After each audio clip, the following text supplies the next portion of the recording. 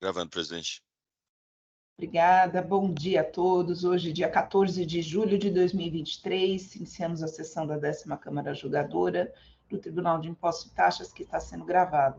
Estão presentes a sessão de julgamento eu, Isabel Mil, doutor Danilo Castro, doutor Rubens Neves, doutor Odilo Sossolotti, doutor Nicolau Cesso, representante fiscal. Registro também a presença da doutora Gabriela Periciotti Lins, não errei, né, doutora? Para a realização de sustentação oral e acompanhamento do julgamento. Então, vamos iniciar pelo processo 41.48.717, Companhia Brasileira de Distribuição, processo de relatoria do doutor Odilo. Doutor Odilo, eu já vou gravar aqui a sustentação e abrir para edição. Só um instante. Pronto, o doutor está aberto para edição. Depois, se o senhor quiser fazer uma breve apresentação do caso, aí eu abro a palavra para a doutora realizar a sustentação oral. Isso é idêntico a um processo que a gente já debateu, que seria o 4.148.4.617, ambos da Companhia Brasileira de Distribuição, né? Foi apresentado o voto na sessão do dia 30/6, saiu em vistas com o doutor Danilo e hoje está retornando para a pauta. É apenas uma acusação, que seria falta de pagamento do imposto por antecipação, artigo 426-A. Desculpa, eu acho que eu estou no processo errado. A gente vai julgar à vista ou o que não tem vista agora? Não, é o sem vista. Sem eu vista. só estou dando um panorama. Tá bom. Doutor Rubens, porque é idêntico, né? Isso, é idêntico, ele só está mencionando. Mas o que está... A sustentação oral de agora é o sem vista. Tá certo. Então, como o contribuinte tem um regime especial, é permitido que ele não faça o recolhimento quando entra a mercadoria, mas ele compensa com o direito de restituições que ele tem, porque ele também dá saída para fora do Estado. Então, ele faz tudo isso sem a análise prévia do fisco. Ocorre que depois, quando foi submetido ao fisco, não foi homologado o procedimento que o contribuinte adotou. Aí ele foi notificado, né, a recolher o imposto nos termos do 426-A. Como não houve o atendimento à notificação, foi lavrado o auto de infração. Em breves relatos, Perfeito, doutor Odilo. Doutora Gabriela? Muito obrigada. Mais uma vez, um bom dia a todos. Agradeço por falar mais uma vez aqui nessa dota Câmara. Como já dito, é um caso muito parecido com o que foi debatido há poucas semanas atrás, e também já foi muito bem relatado pelo doutor Odilo. Eu só quero relembrar alguns pontos. Então, a recorrente, ela tem operações que ela promove a saída interestadual de mercadoria e que, por causa disso, ela tem que antecipar pelo 426-A do regulamento ICMS o recolhimento do ICMS na entrada do Estado, na entrada da mercadoria no Estado.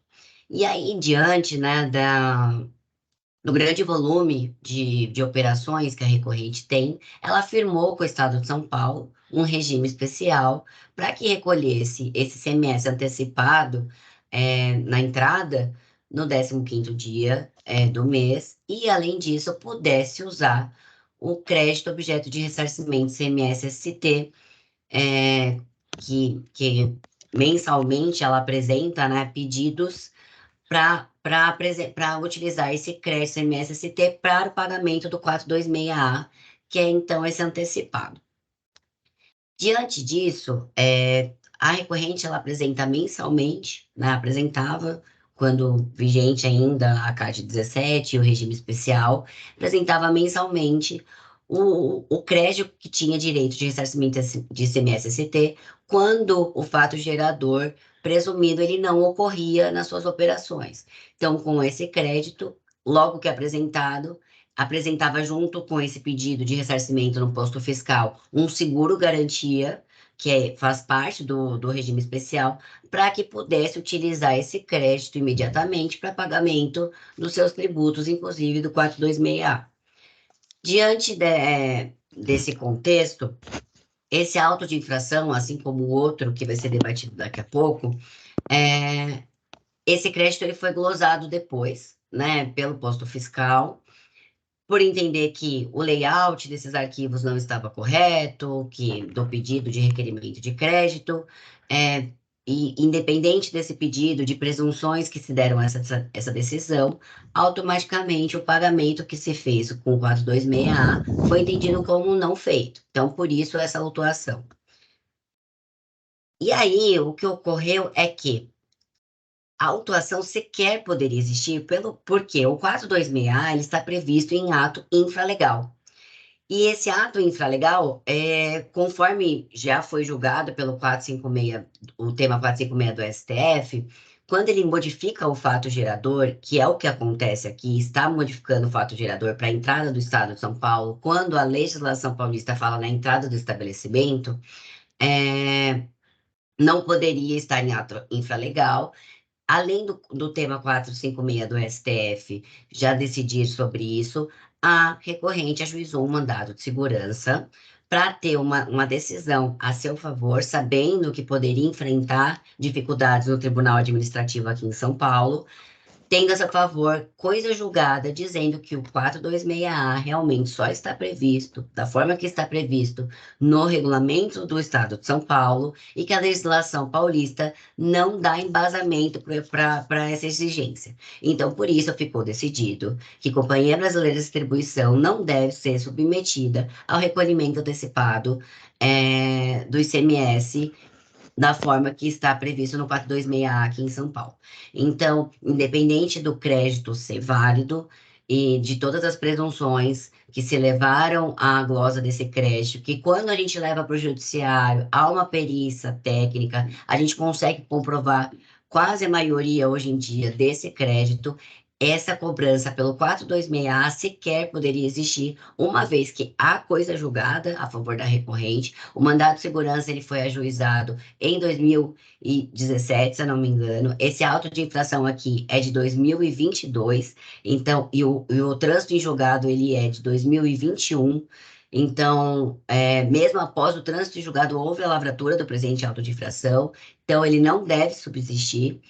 E, além disso, está reconhecido pela Corte Suprema que não deve ser exigido um tributo com base em ato infralegal, que não tem embasamento em lei, há coisa julgada a favor da recorrente, e aí, por isso, as câmaras estão cancelando os autos de infração, ou antes disso, convertendo em diligência para que a PGS manifeste sobre, uma vez que não há cabimento com a devida vênia de esses autos permanecerem. E, além disso, também, para esse caso, como ainda a DTJ não ajustou os juros pela Selic, há necessidade, caso não seja cancelado o presente ato de infração, que o juro seja ajustado para o patamar máximo da Selic, assim como a alteração da súmula 10 aqui desse Tribunal de Impostos e Taxas. Muito obrigada. Doutora Gabriela, parabenizo pela sustentação oral. Devolvo a palavra ao doutor Odilo. Doutora Isabel, como eu já havia dito, nós já iniciamos uma discussão semelhante no auto de infração 448-461, que na ocasião, né, é mesmo contribuinte, mesmo autêntico, na ocasião saiu em vista para o doutor Danilo, que está retornando. Será que não seria mais assim prático a gente decidir o processo que já tem vista dessa matéria antes desse aqui? Podemos fazer dessa forma, ou então o doutor Danilo, também imagino que já tenha preferência redigida, se quiser registrar, porque aí, doutor Odilo, nós poderíamos aí, imagino que o voto deve ser muito semelhante ao que o senhor fez da semana passada, então acho que até por uma economia de tempo, aí o doutor Odilo faz a preferência nesse processo, nós discutimos aqui, e depois iremos para o outro. Pode ser assim, doutor Odilo? O senhor só precisa registrar o voto, não sei se o senhor registrou, deixa eu ver. Já registrou. Vou solicitar preferência, então. Pois não. Porque daí eu vou colocar exatamente o voto idêntico ao que eu proferi no outro caso, e a gente... os casos são idênticos mesmo. Uhum.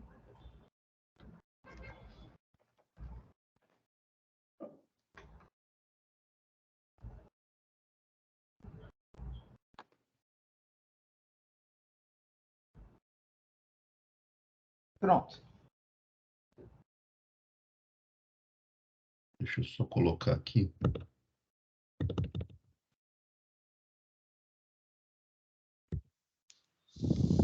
Esse é o 717, né, o final?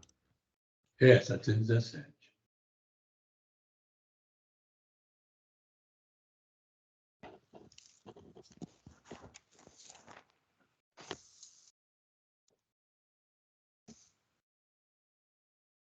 Aí eu poderia fazer mais um resumido, doutor? Por favor. Porque é idêntico, né? Então, que são basicamente 3 alegações, né? Que haveria o direito ao regime especial, né? A recorrente se utilizou do regime especial para fazer esses créditos. Além disso, ela alega o mandado de segurança, né, a ação, e também o receio de posicionamento do STF. Eu faço menção aqui menciono aqui a decisão de primeira instância, que esclarece que o porquê que o fisco não homologou os créditos, né? Porque, em que pese ter sido feito para amostragem, né? Mas não foi comprovado que, de fato, né, pelos cálculos, que a recorrente teria, né, teria direito ao crédito. Em relação ao mandado de segurança, alegação que ele não atingiria fatos pretéritos. E com relação ao STF, né, meu entendimento é que a lei paulista, né, no artigo 60, ela trata da antecipação, né? Esse julgamento do STF foi mais voltado à legislação do Estado do Rio Grande do Sul, que era por decreto, mas, em relação ao Estado de São Paulo, a Lei 6374, no artigo 60, ela diz que ela trata da antecipação. Então, a gente teria uma lei que regula a matéria, né? Então, por esses motivos, como eu decidi no auto anterior, então eu estou conhecendo e negando o provimento ao recurso.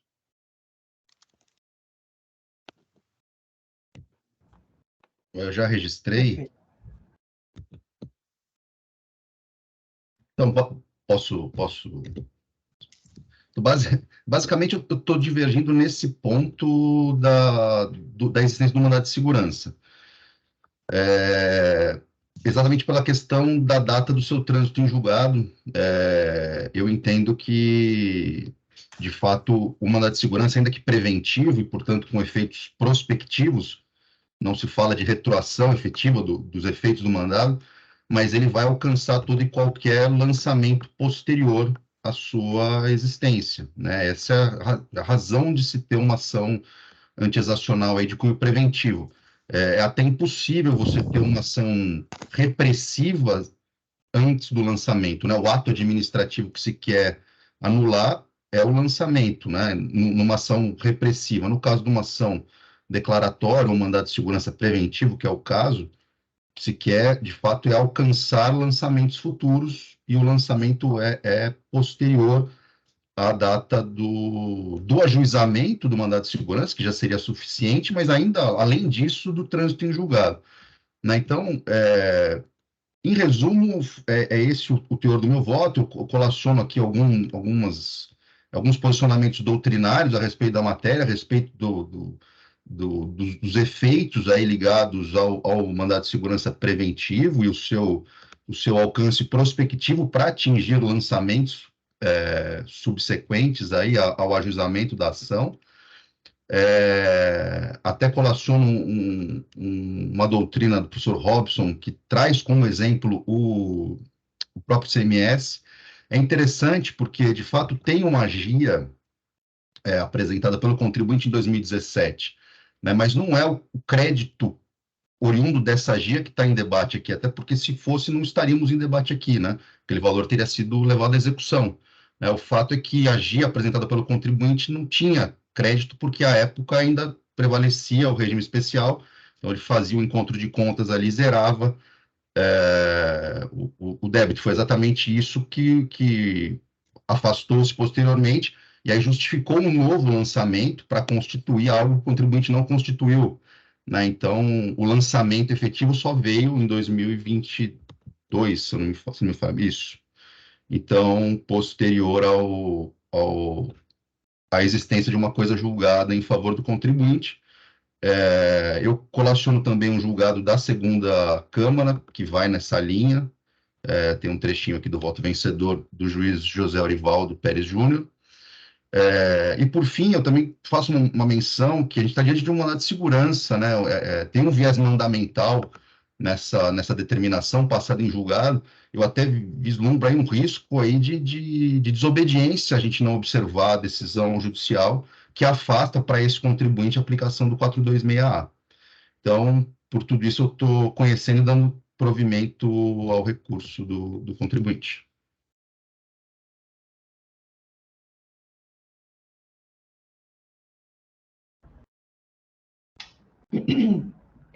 Parabenizo doutor Odilo e doutor Danilo pelos votos proferidos. Doutor Danilo, deixa então o senhor base aqui do seu voto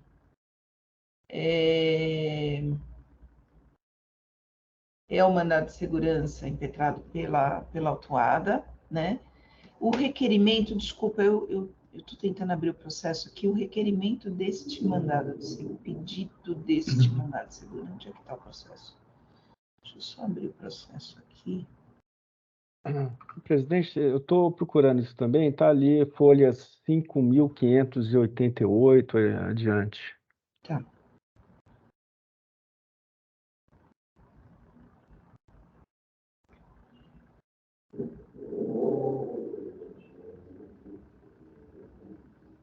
Ele quer o reconhecimento da inconstitucionalidade ou da ilegalidade do artigo 426A do regulamento. Como ele obtém essa decisão, né, e ela é uma decisão prospectiva, futura, ele não ataca um ato administrativo pontual, mas sim um possível ato por vir, que veio depois, que é esse lançamento.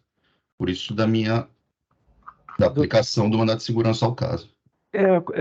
Nesse ponto, tem alguns mandados de segurança que pede que não seja lavrado auto de infração, se fosse o caso, sem dúvida, né? Mas aqui trata do recolhimento antecipado, e aí tem a situação que os fatos desse processo são anteriores ao mandato de segurança, não é isso? As operações, né? Então, doutor Rubens, mas eu acho que o doutor Danilo está se pautando aqui no seguinte, eu estou olhando agora o mandado de segurança, e eu acho que o mandado de segurança ele não trata de uma autuação específica, né? Deixa eu só ver aqui de novo, abrir. Deixa eu ver aqui.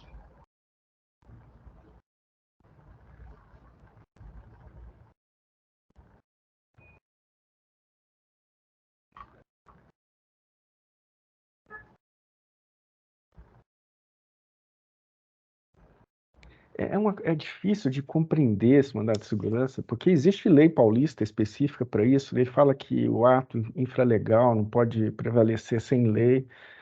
Uma coisa, essas decisões judiciais em matéria tributária, tudo uma coisa muito precária, viu?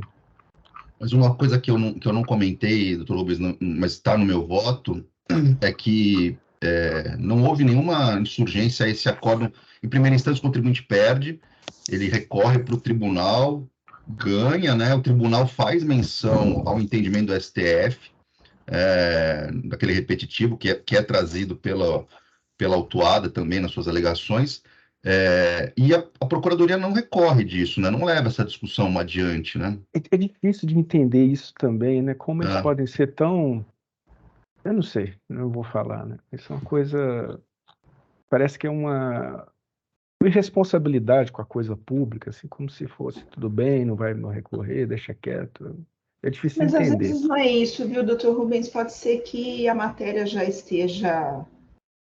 Não, eu até entendo, mas assim, como está Acho que falando que não tem a lei, e tem a lei, o Estado de São Paulo tem uma lei específica para fundamental 426A, ao contrário lá dos gaúchos que não tinham, eu não consigo entender como é que uma coisa dessa pode prevalecer, falando que não existe uma coisa que existe, é um erro de fato, assim, né? Não é uma interpretação, entende?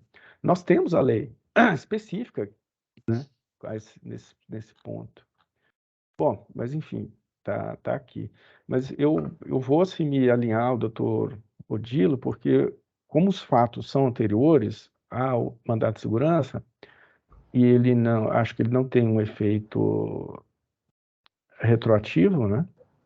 Nem poderia ter, porque senão tem que glosar os créditos também, uma coisa meio confusa, né?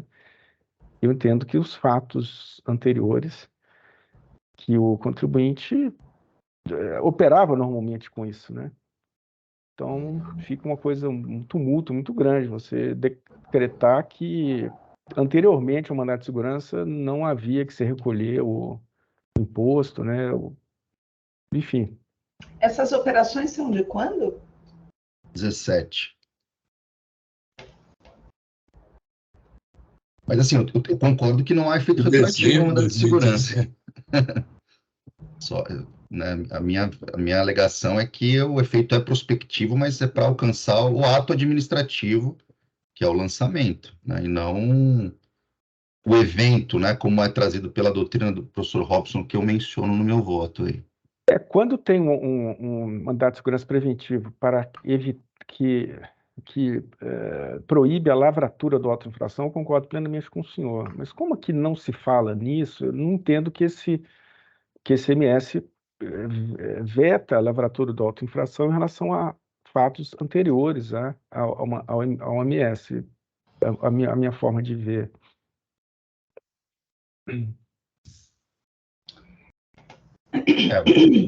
O raciocínio foi, se você tem uma decisão que reconhece a inconstitucionalidade daquele dispositivo, né, como é que depois de passado em julgado esse entendimento, você vai utilizar o mesmo dispositivo para aquele contribuinte e fazer e lavrar um auto, né?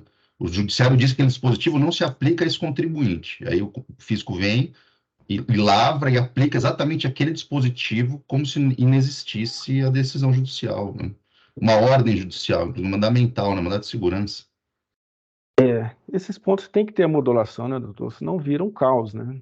E mesmo no STF, quando ele declara, ele modula, né? Ele fala, não dá para desfazer o que foi feito há 10 anos atrás, né? Assim, fica uma coisa insustentável, né? Não existiria uma segurança jurídica mínima, né? Né? Vira um caos, assim, né? Uma coisa que... Como é que ficam os créditos? Como é que ficam os desdobramentos, né? Nisso, assim, tem que ser medido, pesado também, né? O duro que eu estou olhando aqui, a decisão do tribunal, ela não retroage em 1 minuto, né? Nem há esse pedido, lógico, né? Mas nem há qualquer menção aos autos lavrados anteriormente ou em situações anteriores. Eu estou aqui entre a cruz e a caldeirinha. Não, Pode falar isso, doutor Rubens? Mas é porque Pode falar? Pode. Mas é porque não tem, de fato, não tinha autolavrado anteriormente, né? O mandado de segurança. O objetivo não era esse, né?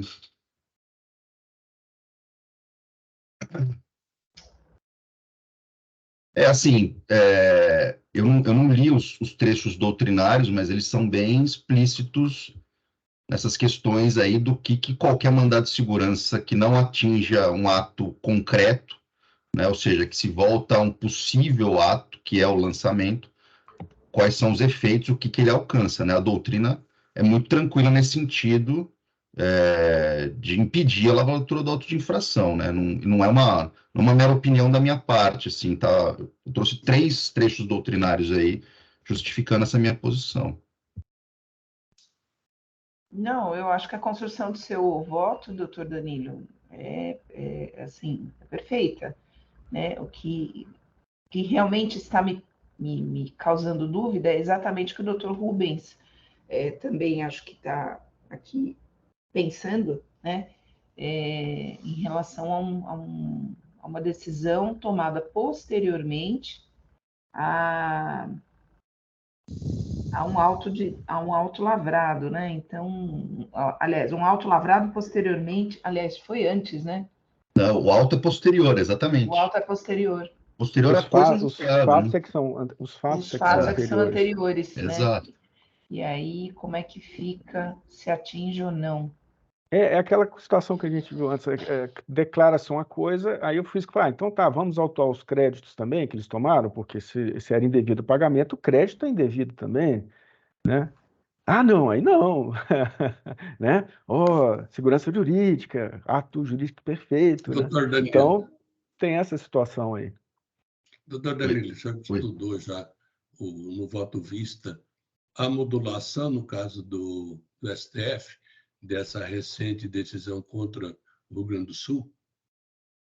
Não analisei o julgamento do STF, me foquei só, até porque eu entendo que a gente que não há uma obrigatoriedade do tribunal de se curvar, e por ser um controle difuso, né? O que me pegou mesmo foi o mandado de segurança do contribuinte aí, transitado em julgado antes da lavratura, né?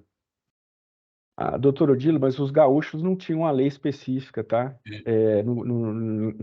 Na lei deles, para cobrar antecipadamente. São Paulo tem. Mas o que o doutor Rubens diz é que quantos anos, né, que se aplica essa antecipação com decreto ou com lei, né? Então, uma decisão judicial deveria modular, né? Que nem o caso de FAO, né? Precisa de lei complementar, mas o STF modulou, né? Não, eu tô de acordo. Eu concordo com isso, para não gerar o problema. Mas o que a gente tem em mãos aqui é um mandado de segurança sem qualquer modulação, com efeitos válidos, aí, vigentes e eficazes a partir de 2021, né? E que não foi observado na lavratura de um auto em 2022. E tem a certidão de trânsito julgado ainda no processo. Está aqui. Eu vou ficar com a minha visão assim, que esse MS tem validade a partir dos fatos ocorridos após a sua publicação, as operações ocorridas após o contribuinte estar liberado de fazer o recolhimento de 426A. Mas eu me coloco na situação de que os fatos ocorridos anteriormente, inclusive que resultaram em falta de pagamento de imposto, nós temos essa liberdade de modular aqui, né? Assim, o MS não está falando isso nem aquilo. Então, se eu entender que a modulação é a partir do momento da sua publicação, eu não estou indo contra o MS. Então, eu creio que seja o mais justo, mais razoável. Nós entendemos que as operações ocorridas antes do MS poderiam ser, inclusive porque era o que todo mundo fazia, inclusive o próprio contribuinte, né? Então, eu fico com esse entendimento que eu acho que ele se encaixa, assim, ele tem uma coerência, né? Olha, a partir do MS ele não recolhe mais e está tudo certo. O que ele fez de errado antes está errado, né? Fico então dessa forma. Eu vou acompanhar o doutor Odilo, então. Eu queria ouvir a representação. Então, a representação também defende a interpretação de que o mandato de segurança não retroage, tá? Fica difícil, né? Como é que o físico pode agir de uma forma com o contribuinte, de uma forma com outra, então, em razão disso, a gente mantém essa decisão, esse entendimento, aliás. Bom, estou pensando aqui o seguinte, né? Nós temos um mandado de segurança que realmente ele não aqui, até porque não há esse pedido pelo que eu olhei aqui, não há esse pedido de mandado de segurança, mas a decisão, ela é uma decisão ampla, proferida em 2021, transitado, julgado também em 2021. E aí, como é que ficam os lançamentos, né? Eu acho que talvez aí, mais do que os fatos geradores, seriam os lançamentos, né, doutor Danilo? É isso que... Exatamente. Né? Aí é que está. Se esses lançamentos, de acordo com essa decisão, poderiam ser efetuados ou não.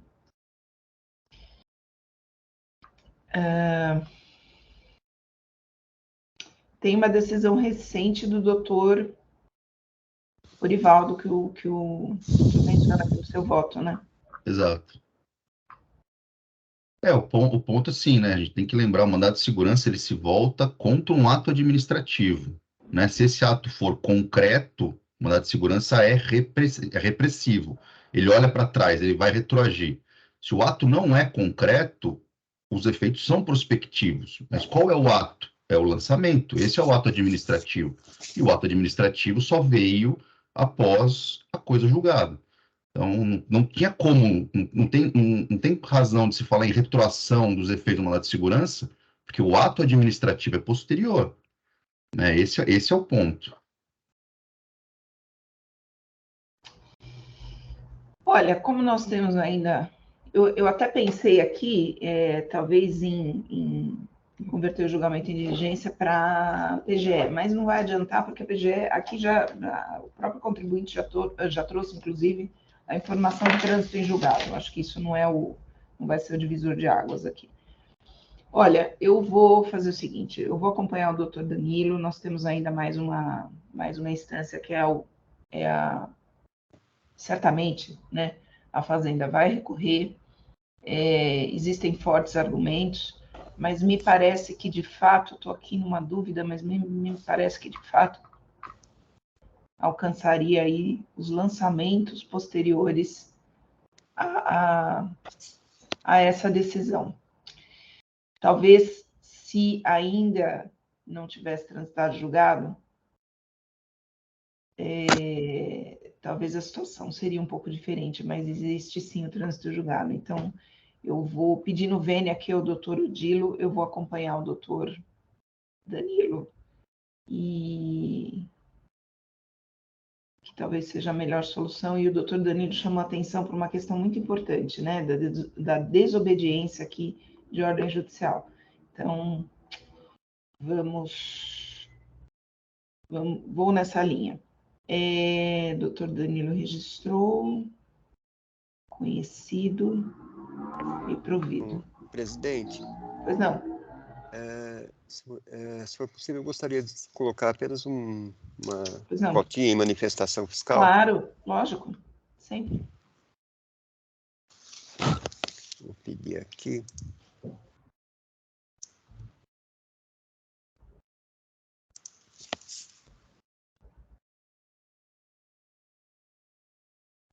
Ai, tava demorando, hein? Oi. Deu erro aqui. E agora como é que eu faço? Cancela? Espera só um minutinho. Deixa eu entrar de novo. Olha, eu vou conceder. Vamos ver se ele registra. Registrou.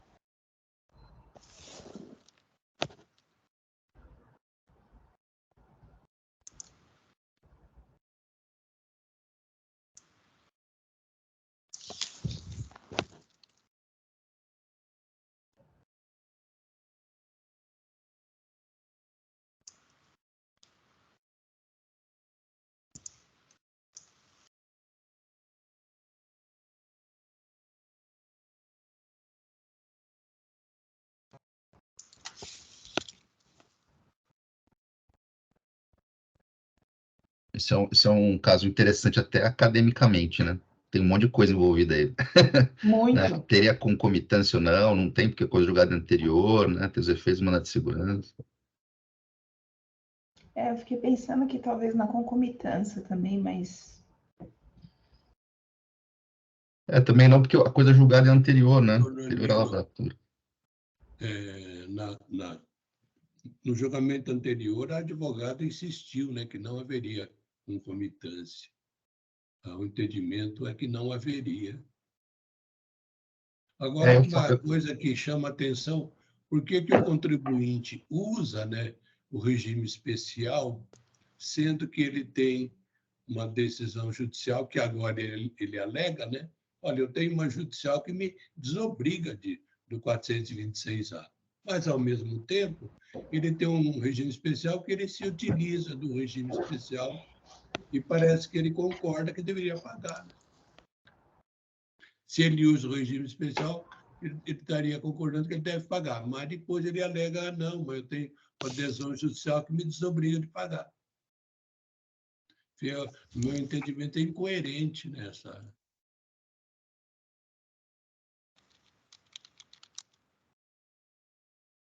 Mas o regime especial afastava exatamente esse pagamento antecipado, né? Fazia... Não. O regime especial permitia que ele tinha que pagar antecipadamente, mas em algumas situações ele vendia para fora do Estado, certo? Então, quando ele vendia para fora do Estado, não ocorreria o fato gerador presumido aqui dentro do Estado de São Paulo. Uhum. Então, ele teria um direito a um ressarcimento, né, do que foi pago anteriormente. Então, ele fazia um crédito aqui.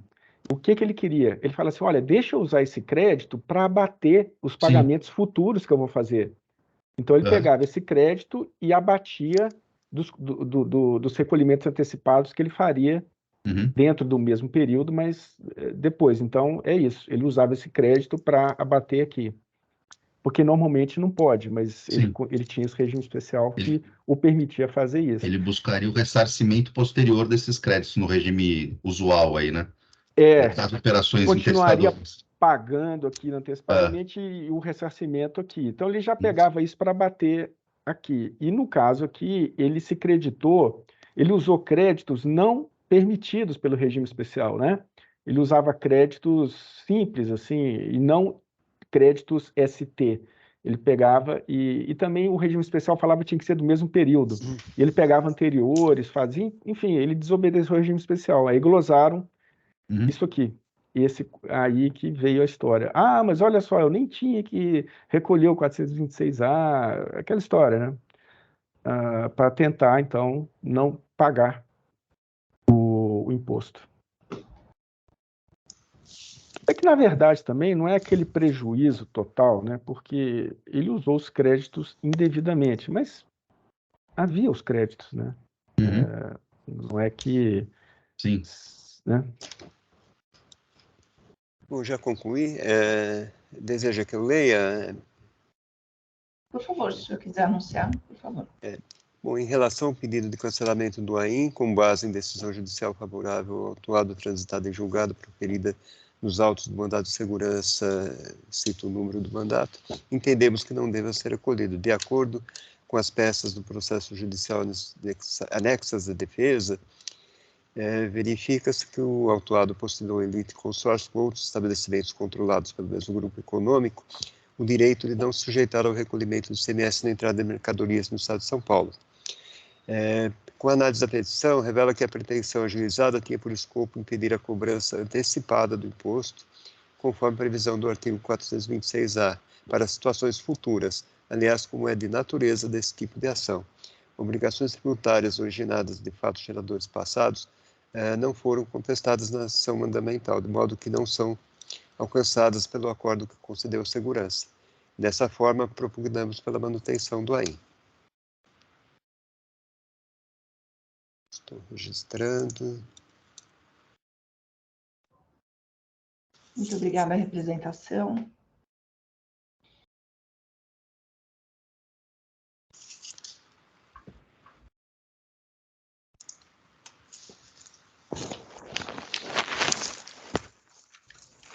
Muito bem, acho que posso encerrar os debates. Então, encerrar os debates. Verificando o quórum.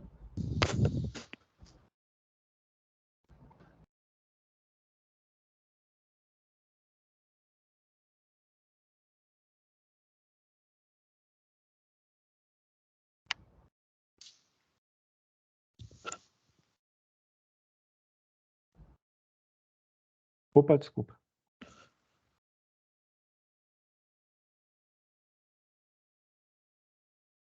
Doutora Gabriela, onde é que a senhora se encontra, que está esse calor todo aí? Porque eu estou com um ar frio aqui. Eu tô em São Paulo. Ah, mas não é E era possível. pra estar frio, só que tá um sol aqui no meu apartamento. E aí eu tava com. Eu não sei se eu fico nervosa pra fazer sustentação oral, eu não consigo já usar blusa naturalmente. Aí eu não Ah. tava usando nem manguinha, eu consegui hoje. Tá calor. Não sei Então como. tá.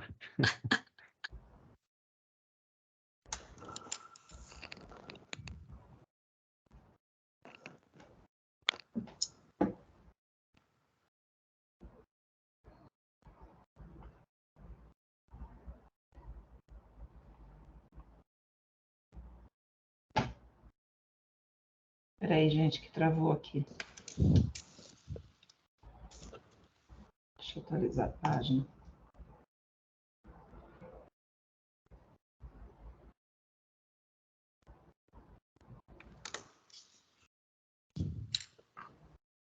Encerra a votação.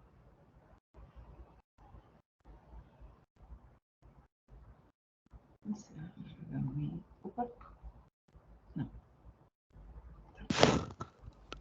A questão antecedente, conhecido e provido.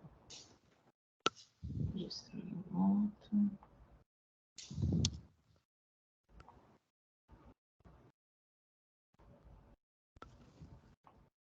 Tudo.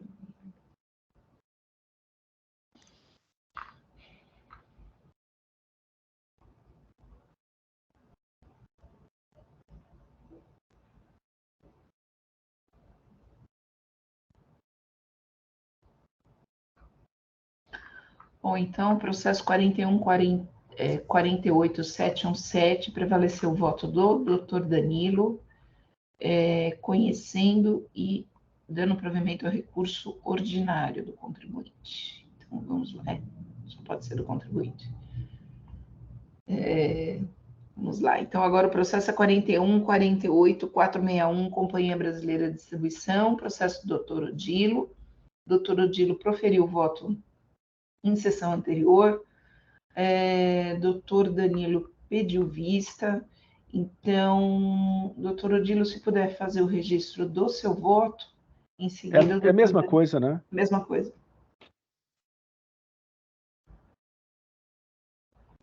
Doutor Danilo, em seguida, registra o voto, e se a representação já quiser também registrar a preferência... Sim, faz favor. Vou fazer o pedido aqui.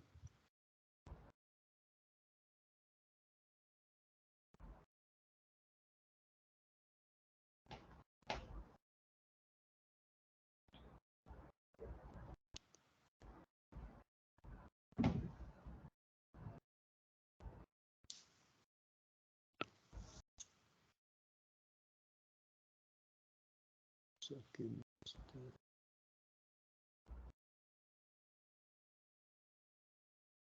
Eu tenho que esperar a confirmação do Dr. Odilo ou já posso confirmar o meu aqui no sistema?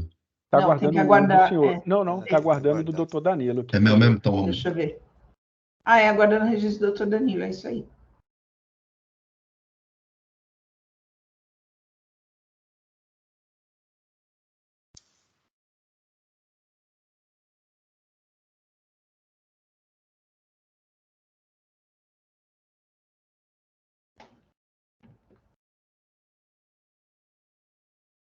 Agora o doutor Odilo, acho que tem que confirmar o voto. Ele é o voto de vista, né? Uhum. Agora é o meu.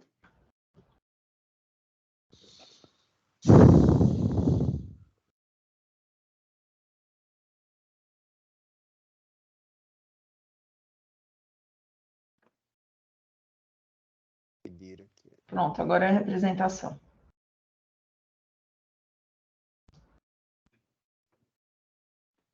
Muito bem.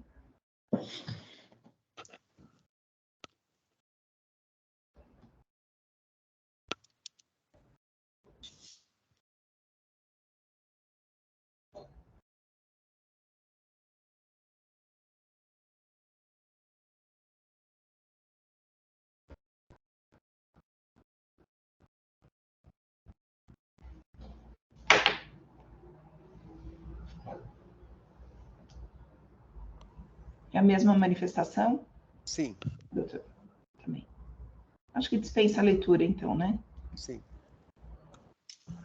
Bom, senhores, acho que a questão foi debatida no processo anterior, não precisamos, os votos seguem no mesmo sentido, então penso eu que não precisamos discutir a matéria novamente. Então, eu vou encerrar debates. A representação já registrou o voto também, ou a manifestação. Verificando quórum.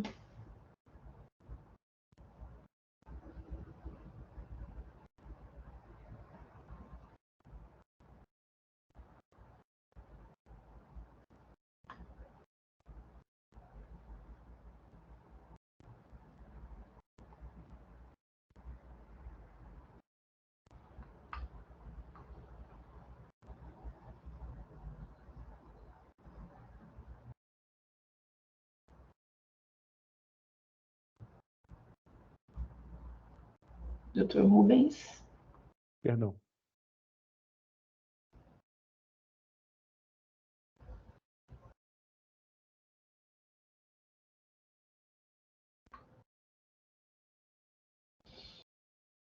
Votação.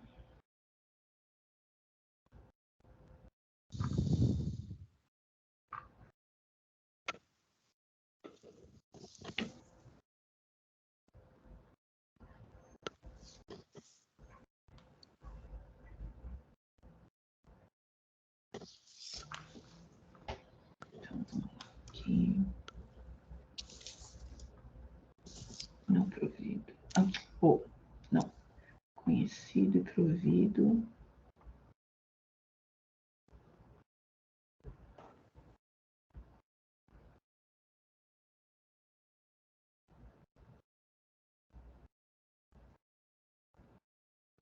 Voto do doutor Danilo.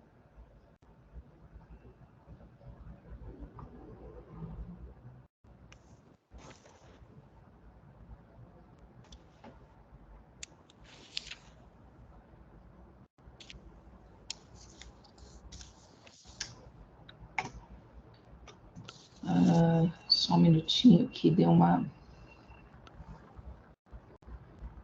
travada aqui.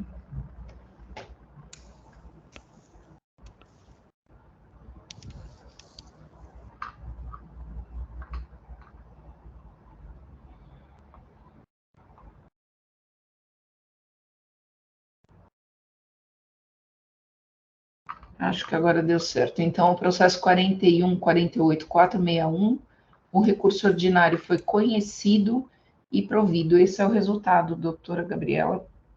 Cadê a doutora Gabriela? Muito obrigada. Obrigada, viu, doutora? Bom dia para a senhora. Bom dia, bom final de semana a todos. Obrigada igualmente. Até logo. Bom, senhores, não temos mais inscritos para sustentação oral. Acho que podemos seguir aqui a sequência da pauta.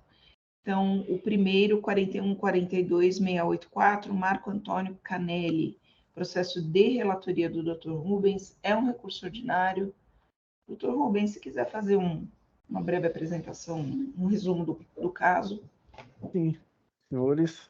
Bom, acho que nós nunca julgamos um processo desse tipo. Não é ICMS nem TCMD. É um processo de falta de pagamento de emolumentos e contribuições. Então, vamos lá. É uma legislação diferente, tá? Então, doutora Isabel, vou ter que dar uma lida, porque não é coisa usual aqui, né? Mas nós julgamos sim, doutor Rubens. Julgamos? Ano passado. Mas é bem... Esses casos fogem realmente ao usual.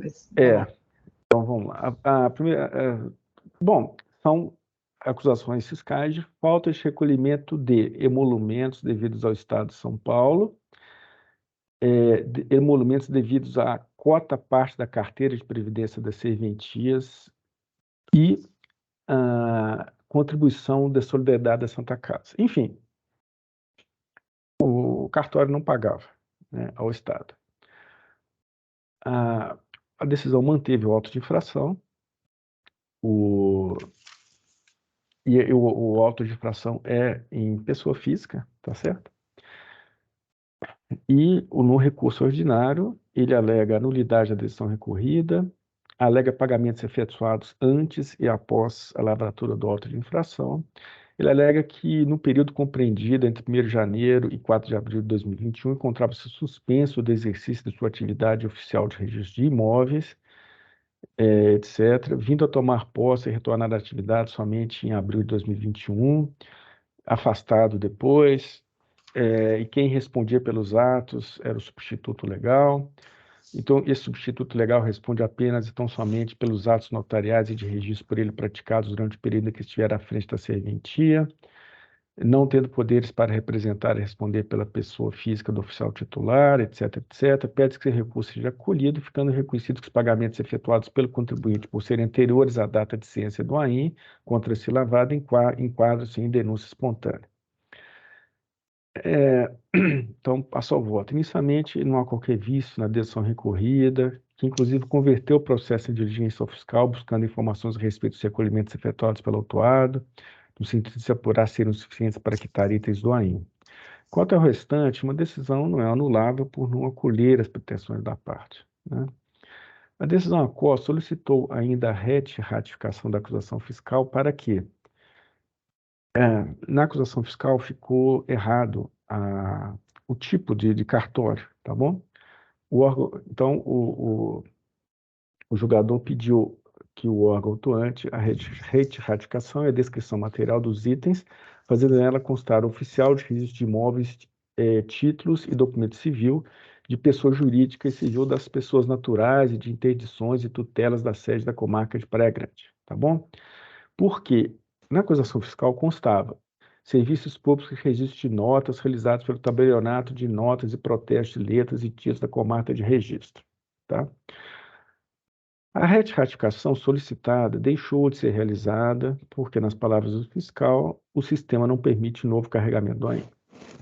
Então, houve um claro erro de fato na descrição da infração, é flagrante, mas isso não a anula, porque nos termos do artigo 11, as incorreções ou omissões do auto de infração não acarretarão sua nulidade quando nele constarem elementos suficientes para se determinar com segurança a natureza da infração e a pessoa do infrator.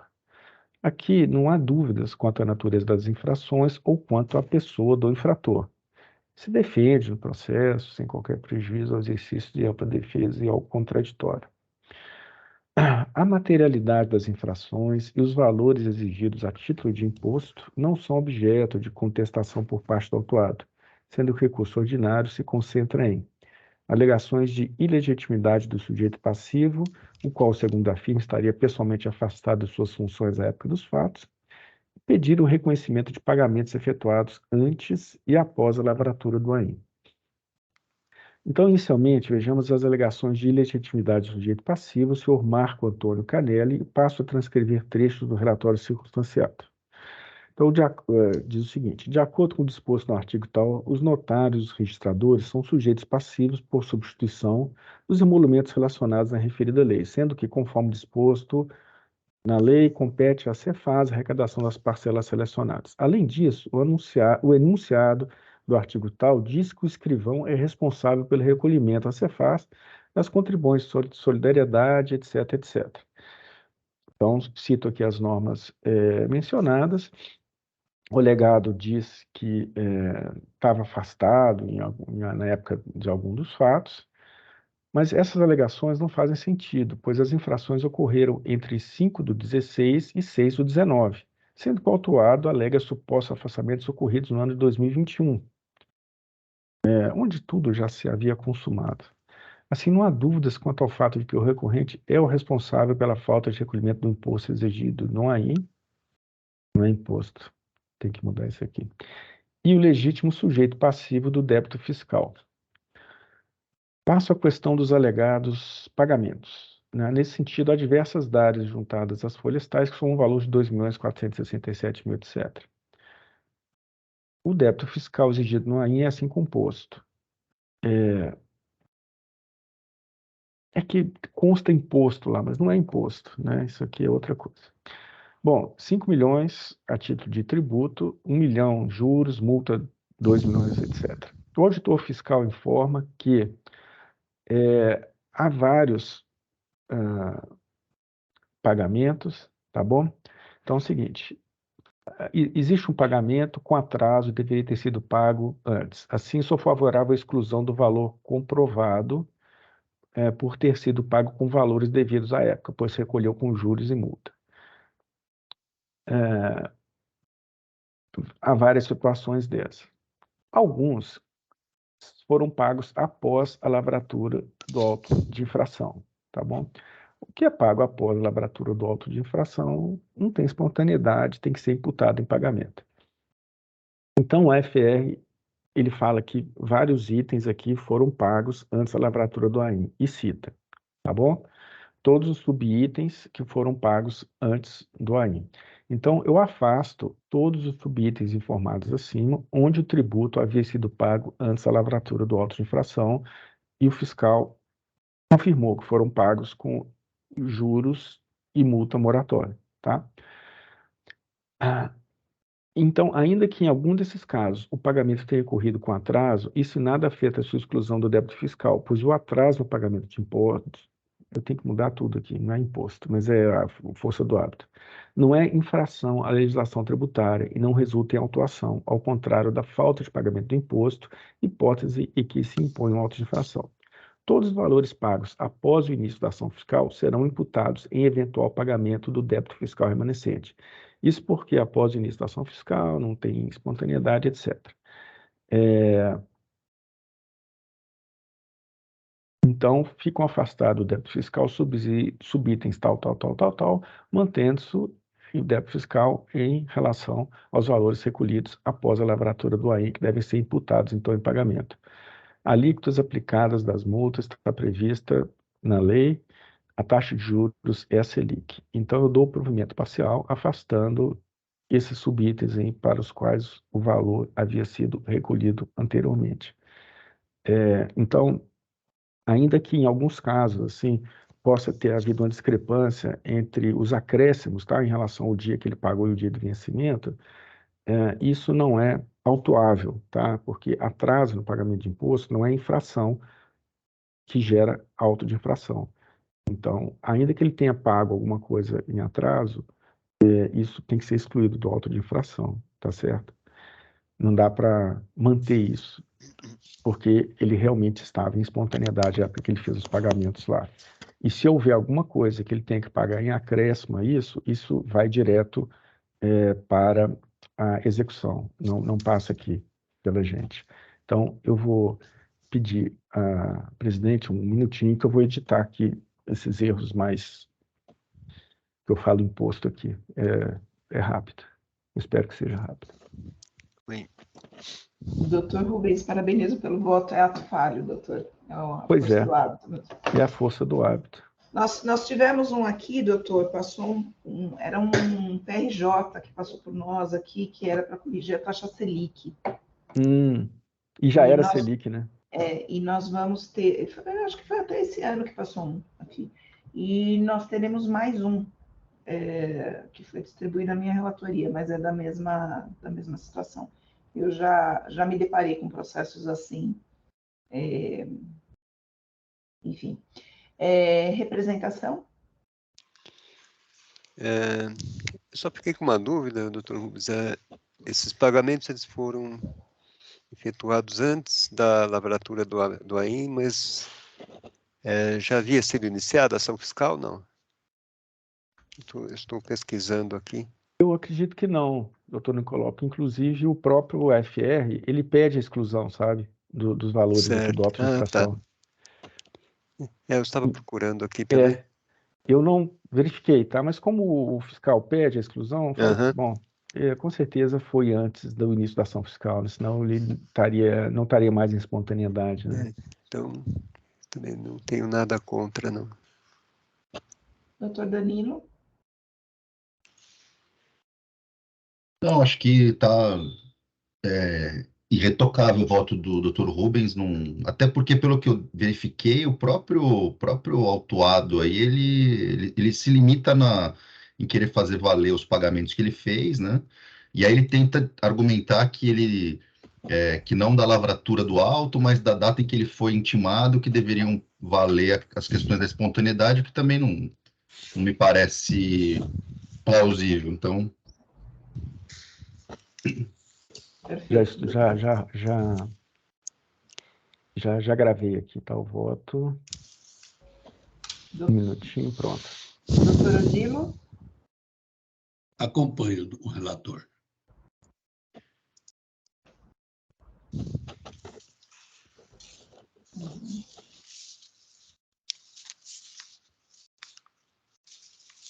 Perfeito. Bom, então eu vou encerrar debates.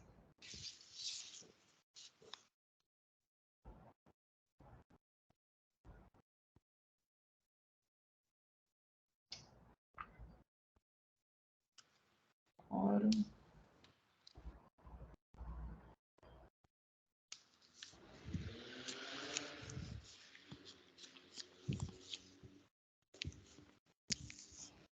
Iniciando a votação.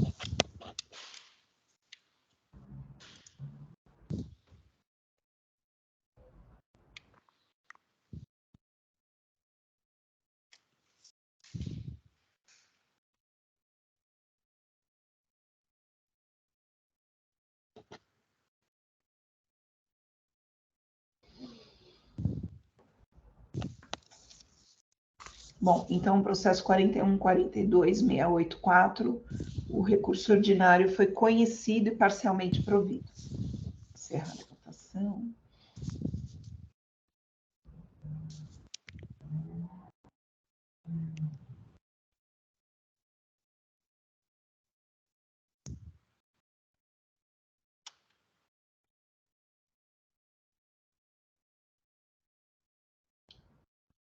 Só um minutinho que está um pouco lento aqui. Aqui também, viu? Aqui ele parou. o meu também. Aqui ele pede para também. aguardar. Deixa eu tentar atualizar a página, vamos ver se vai. Ontem foi um terror. Deu vermelho aqui agora. Deixa Deixa eu ver se eu consigo encerrar um pouquinho. Atualizei a página. Sim, agora deu. Agora foi.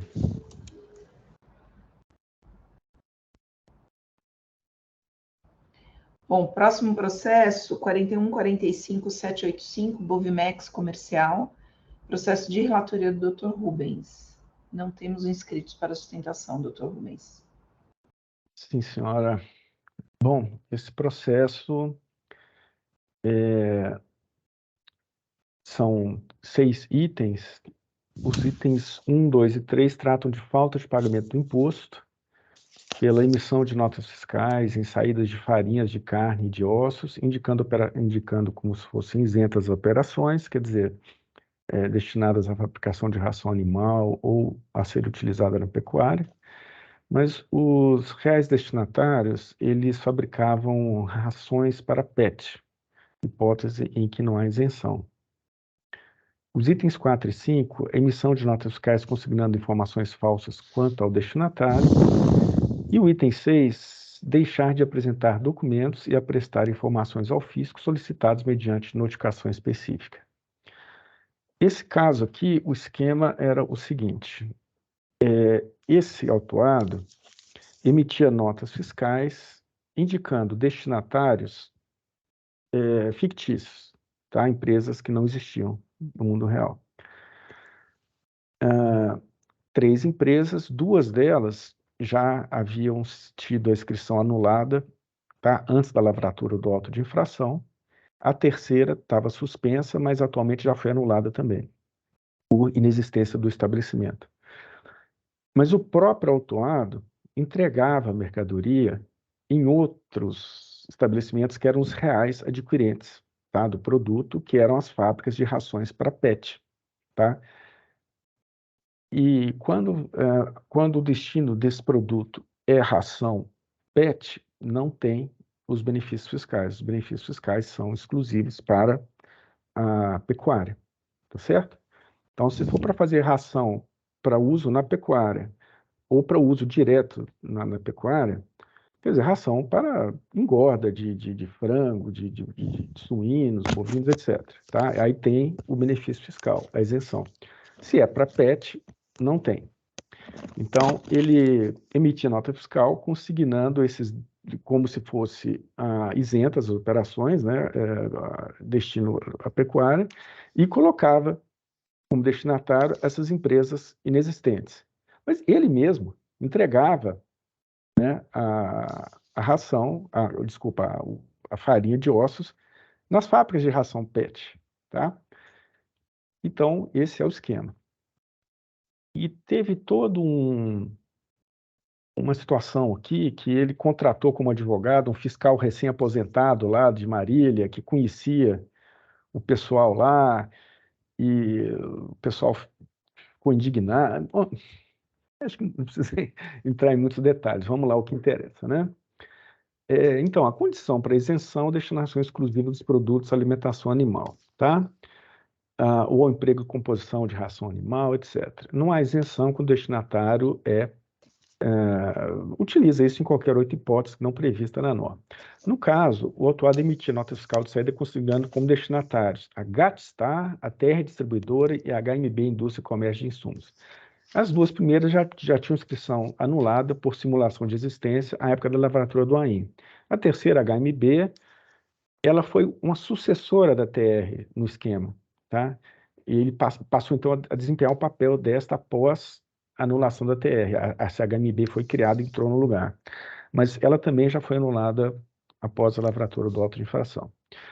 O autuado, responsável pelos transportes, emitia notas fiscais consignando como destinatário as 3 empresas inidôneas acima, mas entregava a mercadoria diretamente para 2 outras empresas distintas, ambas fabricantes de ração para animais domésticos, quais sejam a Imbramil, Indústria e Comércio, e a Masterfoods Brasil Alimentos. Como exposto, né, os supostos destinatários e os inidôneos já apresentavam suas inscrições estaduais anuladas, 2 deles. Então, o seguinte, o autuado emitia a documentação fiscal indicando e as mencionadas empresas inidôneas, indicando na documentação fiscal a placa do veículo e o número do lacre do caminhão baú, tá bom? E esses destinatários inidôneos emitiam, tá, uma nota fiscal indicando como destinatários os reais adquirentes, a Embramil e a Master Foods, com o destaque do imposto, obviamente que não era pago, indicando como transportadora o próprio autuado, tá? Indicando o número do lacre do caminhão, que constava na nota fiscal emitida pelo autuado. E tinha hora, assim, que o autuado emitia uma nota e o inidôneo emitia outra nota 20 minutos depois, assim, era tudo sincronizado, a coisa, assim, sabe?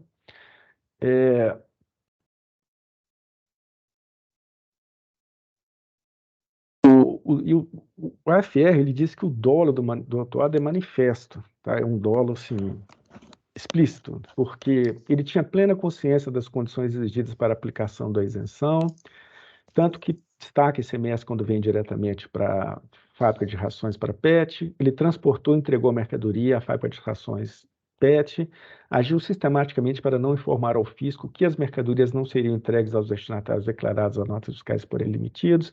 Ao longo de todo o período, não emitiu notas fiscais com código com o CEFOP daquele. E houve ainda, segundo o fiscal, dolo do autuado ao se recusar a atender a notificação que solicitava explicitamente informações sobre o nome dado da pessoa que representou o destinatário, daqueles documentos inidôneos, etc. Tá?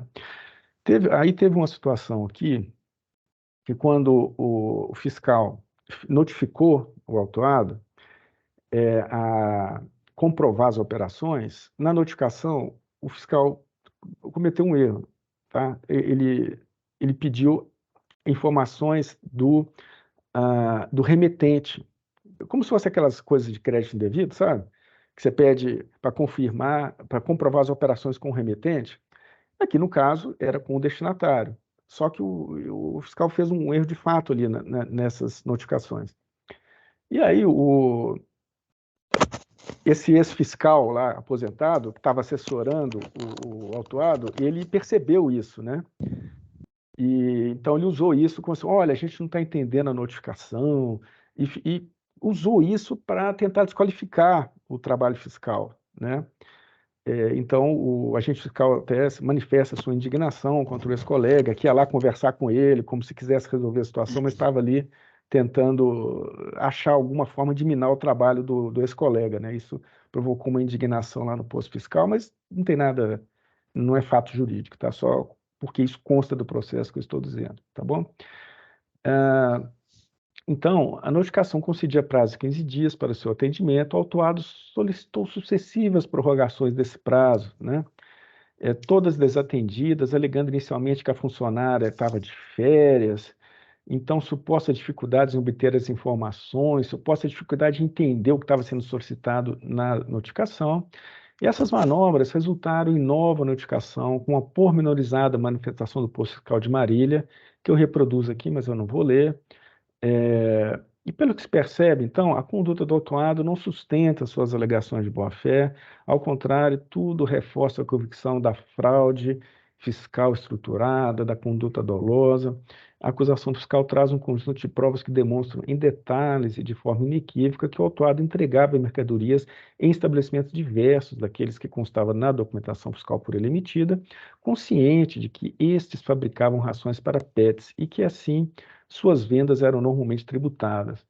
Há relatório do pedágio demonstrando que os caminhões do autuado não se dirigiam ao destinatário indicado na documentação fiscal, mas direto nas fábricas de ração PET.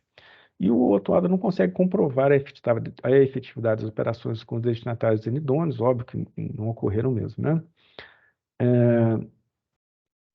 Aquela situação que as empresas simuladas emitiam notas fiscais logo após a emissão da nota pelo autuado, em alguns casos com diferença de 20 minutos, né? Então, o motorista do caminhão já saía com as duas notas fiscais, tá? A do autuado e a do inidôneo para o destino, já ia tudo junto no caminhão, né? Não eram operações triangulares, né? Não havia ordem do adquirente para que o autuado entregasse os produtos no local de um terceiro. Quanto ao recurso ordinário, o autuado inicialmente alega nulidade, afirmando que a OSF foi emitida em 11 de 8 de 2020, mas a notificação solicitando a documentação fiscal foi enviada muito tempo depois. Então, aquela coisa do prazo de 90 dias, mas esse prazo de 90 dias é para espontaneidade, não existe um prazo para se encerrar uma ação fiscal, né? Alega parcialidade da decisão recorrida, mas para isso é que tem recurso, né? Se ele entende que a decisão não está boa, ele recorre, é isso que ele está fazendo aqui. Tem aquela questão daquela dúvida, né?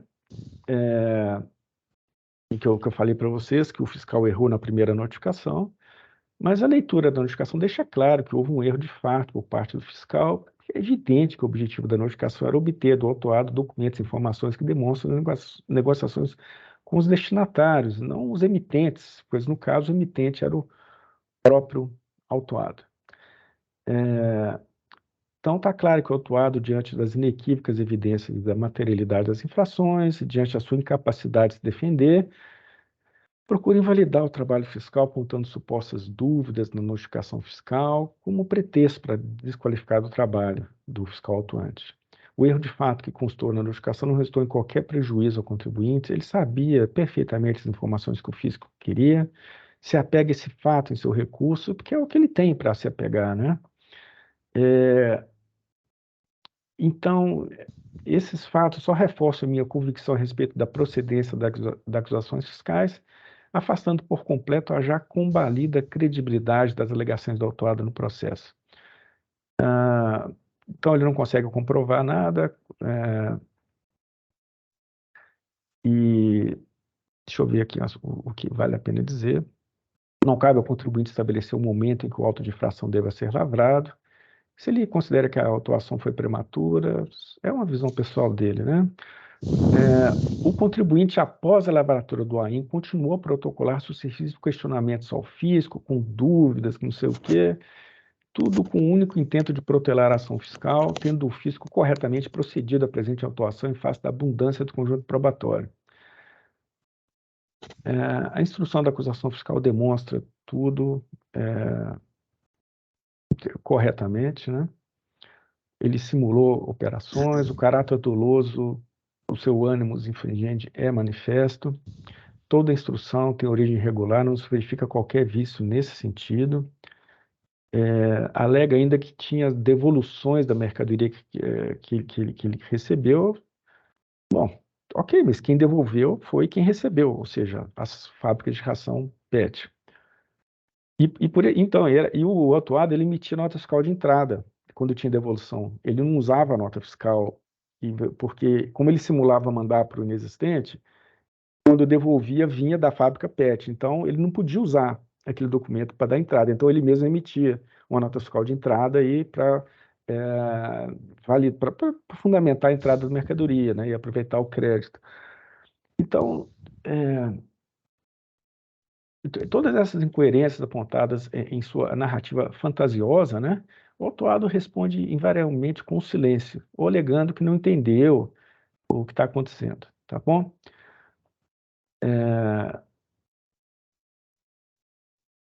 Então,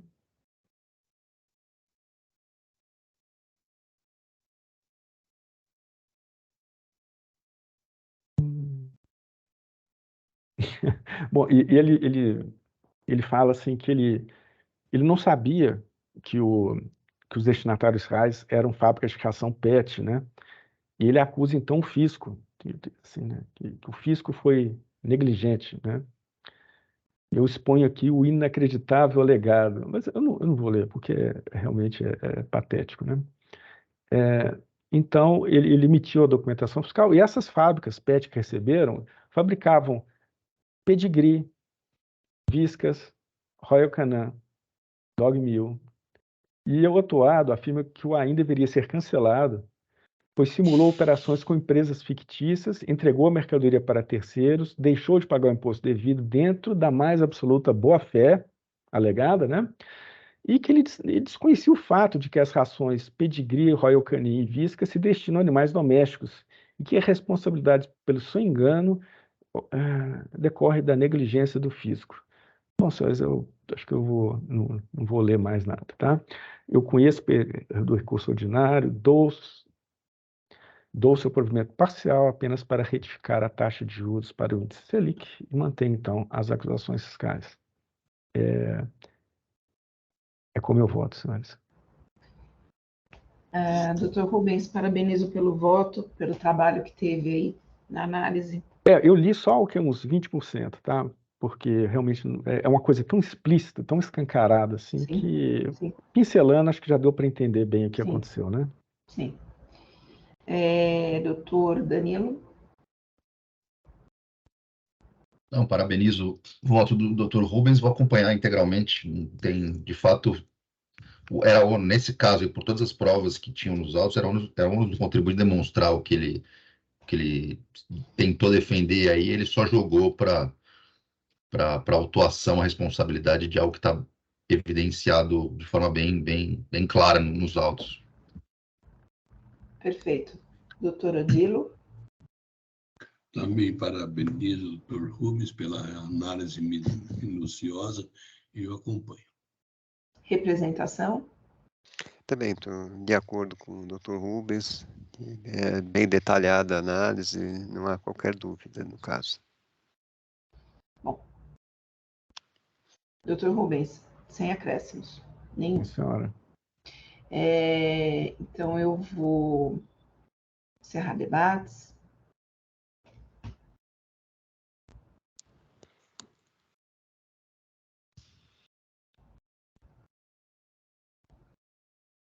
Quórum.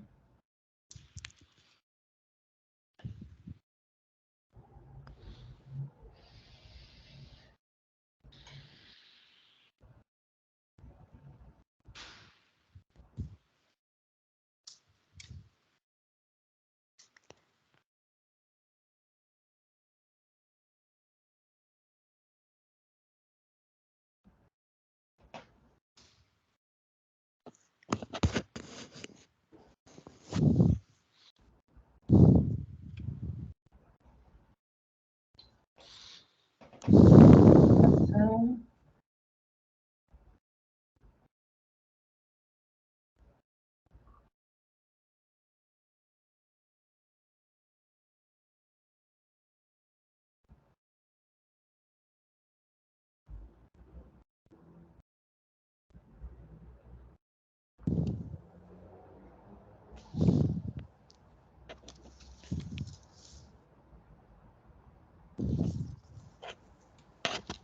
Doutor Odilo. Sim. Muito bem. Então, o processo 41.45.785, o recurso ordinário foi conhecido, parcialmente provido para aplicação da súmula 10 deste tribunal. Muito bem, senhores. Então, deixa eu só encerrar a votação.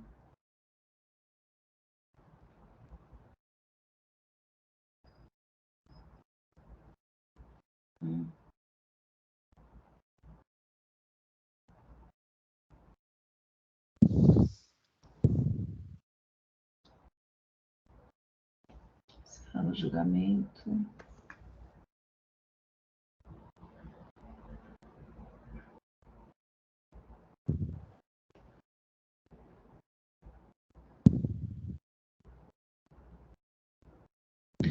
Muito bem, senhores. Pauta concluída. Agradeço a todos pelo trabalho, pela dedicação. Doutor Danilo, que atendeu aí o pedido de substituição. Muito obrigada, doutor Danilo, por estar conosco. Doutor Nicolau, obrigada também por atender aí a substituição. O doutor estará conosco a semana que vem? Eu acredito que não, é feito um rodízio aqui no departamento. Tá certo, tá bom. Muito obrigada, então. Obrigado. Então, eu dou por encerrada a sessão do dia 14 de julho de 2023 da 10ª Câmara Julgadora do Tribunal de Impostos e Taxas. Eu peço para o Jailson encerrar a gravação.